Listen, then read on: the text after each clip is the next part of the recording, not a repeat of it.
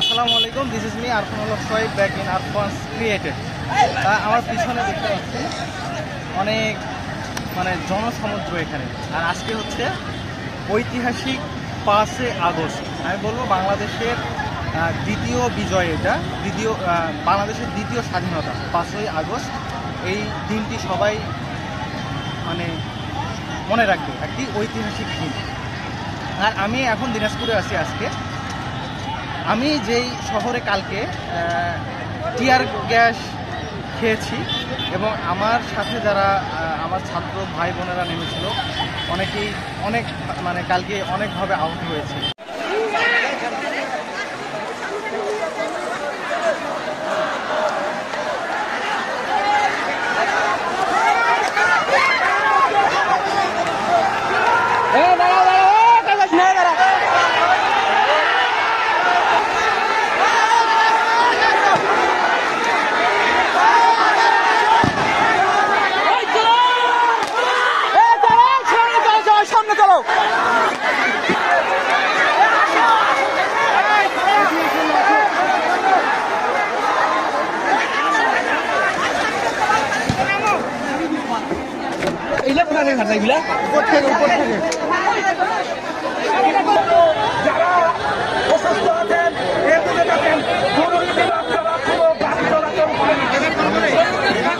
আমরা জরুরি বিভাগকে ছেড়ে দিব।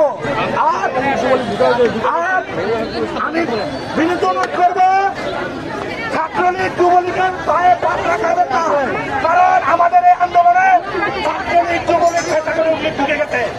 প্রিয় শিক্ষার্থী বন্ধুরা, আপনারা কেউ ছত্রভঙ্গ হবেন না, আপনারা কেউ ছত্রভঙ্গ হবেন না। আমরা ঐক্যবদ্ধভাবে এই আন্দোলনের মোকাবেলা করবো ইনশাআল্লাহ।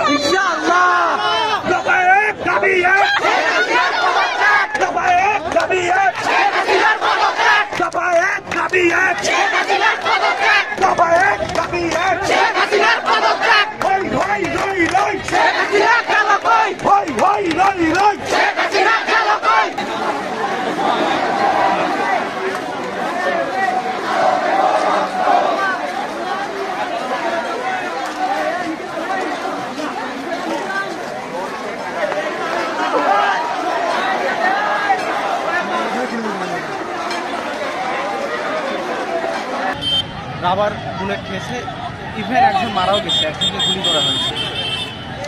তো সেখান থেকে আজকে তো গোটা বাংলাদেশ আমরা বিজয় উল্লাস করতেছি। আমাদের সরকার দেশ ছেড়ে পালিয়ে গিয়েছে।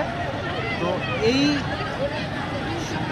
আনন্দটা মানুষ এত সেলিব্রেট করবে আমি কখনো বিশ্বাস করতে পারি না। আমি একজন স্টুডেন্ট। তো আমরা স্টুডেন্টরা তো অনেক খুশি। আমাদের সাথে সাথে এখানে দেখেন, আমি আপনাদের সাথে শেয়ার করবো এখানকার আনন্দ ঘন পরিবেশটা আপনাদের সাথে শেয়ার করব। তো আজকের এই দিনটা আসলে সবাই মনে রাখবে। আর এত সবাই যে আনন্দিত হবে সেটা আমি কখনোই বিশ্বাস করতে পারি না। তো যাই হোক, আজকে আমি বেশি কথা বলবো না। হয়তো আমি ইনস্ট্যান্ট একটা ভিডিও করে আপনাদের সাথে শেয়ার করতে চাচ্ছি যে এই 5 আগস্ট 2024 এই দিনটি স্মরণীয় করে রাখার জন্য, আমার চ্যানেলে রাখার জন্য আমি শর্ট টাইমে ভিডিওটা করে আপনাদের সাথে শেয়ার করতেছি।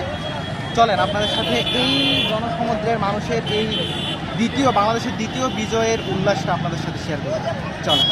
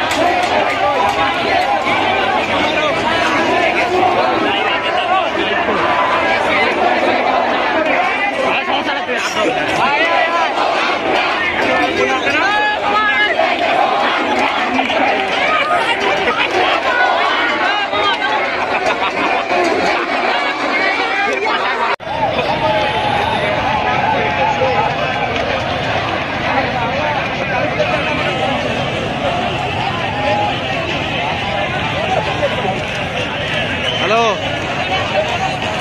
মাঠে আমি চলে আই তাড়াতাড়ি। কতক্ষণ পর?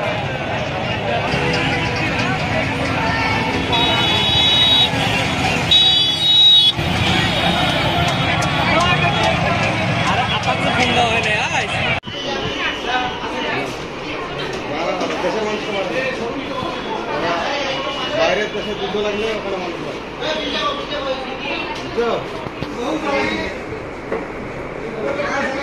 ভিডিও হচ্ছে।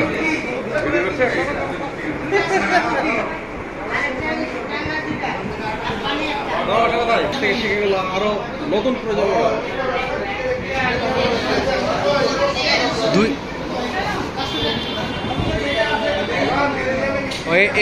এটা দুটা নিছো আঙ্কেল? আপনারা নিয়েছেন মিষ্টি? হ্যাঁ।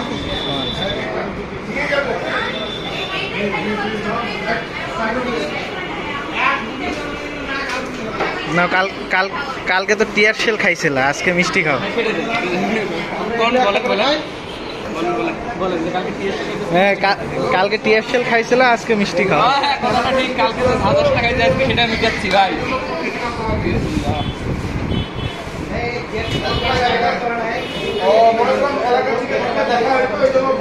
আজকে সবাই আনন্দের মিষ্টি খেতে আসছে।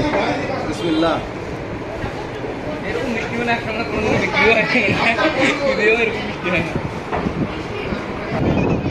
মিষ্টি খেতে গেছিলাম, মিষ্টি খেয়ে আবার মাঠে আসলাম। আর আজকের বাতাসটাও মনে হচ্ছে যে বিশুদ্ধ বাতাস, কারণ আমাদের বাংলাদেশটা আসলে আজকে স্বাধীন এবং বিশুদ্ধ হয়ে গেছে।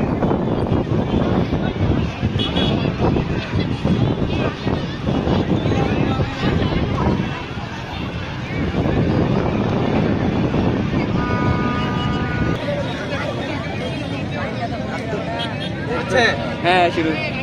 এই যে আমার বন্ধু চলে আসছে, আর এখানে তো আনন্দ চলবেই। আর আমাদের এই বাংলাদেশের আরও কয়েকদিন ধরে এই আনন্দ উল্লাস চলবে।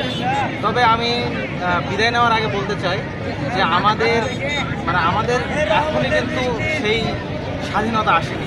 আমাদের এখনো দেশটাকে পুনর্গঠন করতে হবে।